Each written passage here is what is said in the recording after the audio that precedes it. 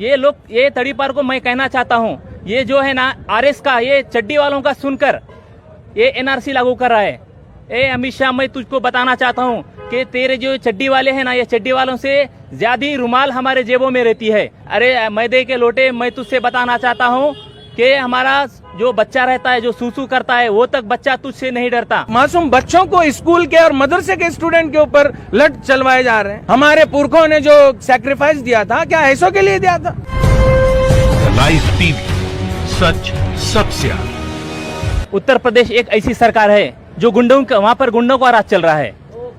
और मैं भारत सरकार के गृह मंत्री अमित शाह, जो 2004 में तड़ीपार था, एक गृह मंत्री नहीं है ये, बल्कि एक मैदे का आटा है ये लोग, ये तड़ीपार को मैं कहना चाहता हूँ, गृह मंत्री नहीं है ये, बल्कि एक मैदे का आटा है ये लोग, ये तड़ीपार को मैं कहना चाहता हूँ, ये जो है ना आरएस का, ये चड्डी वालों का सुनकर ये एनआरसी लागू कर रहा है। ए अमित शाह, मैं तुझको बताना चाहता हूँ कि तेरे जो चड्डी वाले हैं ना, ये चड्डी वालों से ज्यादा रुमाल हमारे जेबों में रहती है। और ये आप जो कहता है कि मुसलमान हमसे डरने की जरूरत नहीं है, अरे मैदे के लोटे, मैं तुझसे बताना चाहता हूँ कि हमारा जो बच्चा रहता है, जो सूसू करता है, वो तक बच्चा तुझसे नहीं डरता। हमारे जो भी मुसलमान हैं भारत देश में हजारों साल राज करें पर कभी जातिवाद नहीं किए हैं, और जब से तेरी सरकार आई है तब से यहाँ पर जातिवाद, दंगा, हर चीज बढ़ गया है। और खास तौर पर उत्तर प्रदेश सरकार से मैं कहना चाहता हूँ कि उत्तर प्रदेश का जो योगी आदित्यनाथ है वो पागल हो चुका है, उसको महाराष्ट्र के एरवड़ा जेल में डालना चाहिए। वहाँ पर जितना हमारे हिंदुस्तान में जितना गुंडा राज चल रहा है, सबसे ज्यादा यूपी में, उत्तर प्रदेश के अंदर गुंडा राज चल रहा है। अंग्रेजों के गुलामी से निकलने के बाद एक बार फिर यहाँ पर अंग्रेजों की औलादों ने एक दफा अपना फिर पंजा गाड़ा है, और हम देख रहे हैं कि जिस तरह से इस मुल्क के अंदर मुल्क के माइनॉरिटीज को दबाने की कोशिश की जा रही है, यह इंतहाई खतरनाक बात है। ऐसा इतना क्रूरता और इतना जुल्म तो अंग्रेजों के भी ज़माने में नहीं हुआ था, कि वो तो सीधा सीधा दुश्मन हम समझते थे। लेकिन जिस सरकार को राजधर्म अपनाना चाहिए, जिस योगी नामक व्यक्ति को, जिसका तो नाम दूसरा है लेकिन उसने अपने आप को योगी के लिबास में अपने आप को पेश किया दुनिया के सामने, और ख़ास तौर से उत्तर प्रदेश के लोगों के लिए, लोग अपने हक के लिए लड़ रहे हैं, उनका राइट है, उन्हें दिया जाना चाहिए। लेकिन जो पुलिस की तरफ से दुर्भगता, एक तरह की जो दोहरा मापदंड इख्तियार किया गया, ये बहुत ही निंदनीय है और इसको हम कंडेम करते हैं। और आज भी हमने यहाँ पर जो पिछले 1-1.5 महीने के अंदर 20 से 25 जवान जो शहीद हुए हैं, जो अपने प्रोटेस्ट कर रहे थे, अपने हक के लिए लड़ रहे थे, उन लोगों को मार दिया गया, गोली चलाई गई। कोई भी गोली कमर के नीचे नहीं लगी है, या तो सीने पे लगी है या सर पे लगी है। ऐसे हालात में ये हम पुलिस को भी, और यूपी पुलिस को खास तौर से, मुझे तो पुलिस कहते हुए भी शर्म आती है उन लोगों को, कि पुलिस का काम तो जनता की सेवा करना होता है। और हमने कई ऐसे सैकड़ों वीडियोस देखे कि खुद पब्लिक प्रॉपर्टी को डैमेज कर रहे हैं, अपने डंडों से कारों को तोड़ रहे हैं, शीशों को फोड़ रहे हैं, घरों में पत्थर फेंक रहे हैं, बसों में आग लगा रहे हैं। ये माइनॉरिटीज यहाँ की नहीं करती है। भारत की आवाम भारत के हक में है और इंसाफ में विश्वास रखने वाली आवाम है। लिहाजा खास तौर से भारत के जो मुस्लिम हैं, हम यहाँ से आपके माध्यम से कहना चाहेंगे कि आज ऐसे हालात में जहाँ भारत का स्ट्रीम मीडिया बिका हुआ है, ये हक बता नहीं रहा, ऐसे में अगर आप ये कोशिश कर रहे हैं तो बड़ी जो है सराहनीय बात है, हम सराहते भी हैं। लेकिन हम यहाँ से कहते हैं कि मीडिया वालों, तुम शर्म करो, तुम्हें शर्म आनी चाहिए कि भारतवासियों पर लाठी चलाई जा रही है, उन्हें मारा जा रहा है, तो फिर तुम में और गए हुए अंग्रेजों में क्या फर्क रहेगा? ये जुल्म है। अब आपने देखा 6 साल हुए एक व्यक्ति को मरे हुए, और उसके नाम से नोटिस इशू होता है, और जब बात सामने आती है तो कहते हैं हमारे पास ऊपर से प्रेशर था।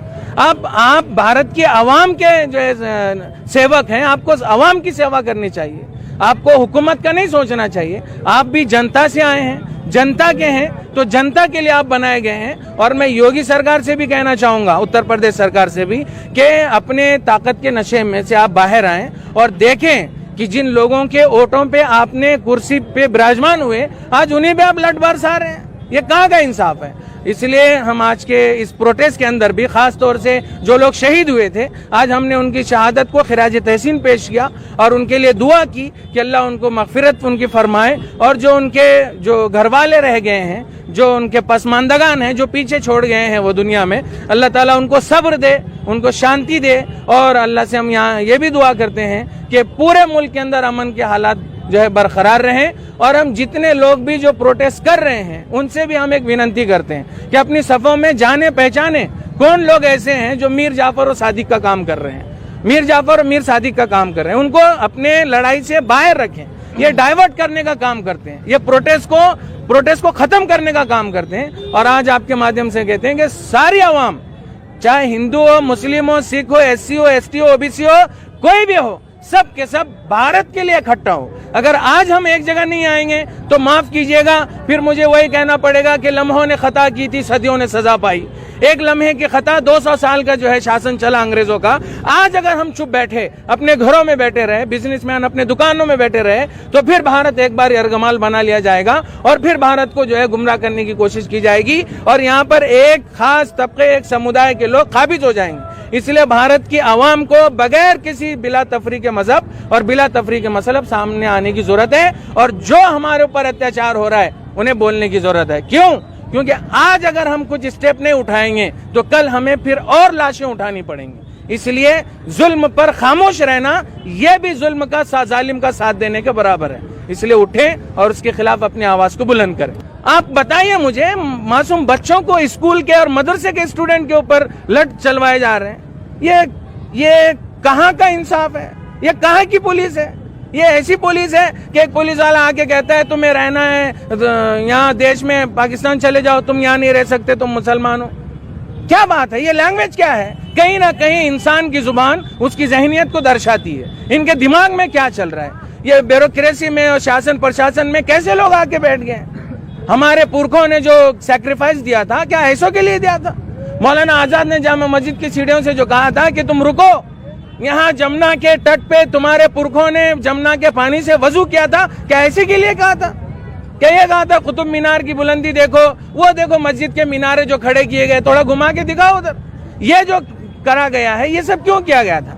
ये इसलिए किया गया था, एक सुहाना ख्वाब देखा था कि एक ऐसा भारत हम देखेंगे जहाँ सबको समानता होगी, सबके लिए बराबरी होगी, कानून सबके लिए एक होगा, कोई ऊंच नीच जात पात नहीं होगी। या बच्चों पे अत्याचार हो रहा है, बच्चों के साथ जो है उनके साथ अत्याचार हो रहा है, ये बड़ा दुर्भाग्यपूर्ण है। लिहाजा हम उसकी निंदा भी करते हैं और हम ये गुहार लगाते हैं कि सबको रास्ते पे आने की जरूरत है।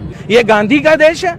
गांधी जो है अदम तशद्दुद के कायल थे और हम भी अदम तशद्दुद के कायल हैं, अहिंसा के कायल हैं। हम हिंसा को नहीं मानते, वायलेंस को नहीं मानते, हम उसके कंडेम करते हैं। फिर वो हिंसा चाहे जनता की तरफ से हो, चाहे फिर वो पुलिस और डिपार्टमेंट की तरफ से हो, सरकार की तरफ से हो या अवाम की तरफ से हो, हम हर तरह के जो है वायलेंस का निषेध और कंडेम करते हैं। और योगी पुलिस जो इस वक्त पूरी बर्बरता का नंगा नाच खेल रही है, हम उसका निषेध करते हैं। जो लोग उसमें शहीद हुए हैं, हम उनसे अपने दिल की गहराइयों से खराज तहसीन पेश करते हैं और हुकूमत से कहते हैं कि उनके जीते जी तो कुछ नहीं कर सके, उनके मरने के बाद उनके अहले खाना को 1-1 करोड़ रुपया कम से कम तो दे दें।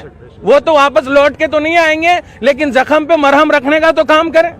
जो लोग दुनिया से गए वो तो आने से रहे, लेकिन उनके जो परिवार हैं उनको 1-1 करोड़ रुपए जो है सरकार अपनी तरफ से उन्हें दे।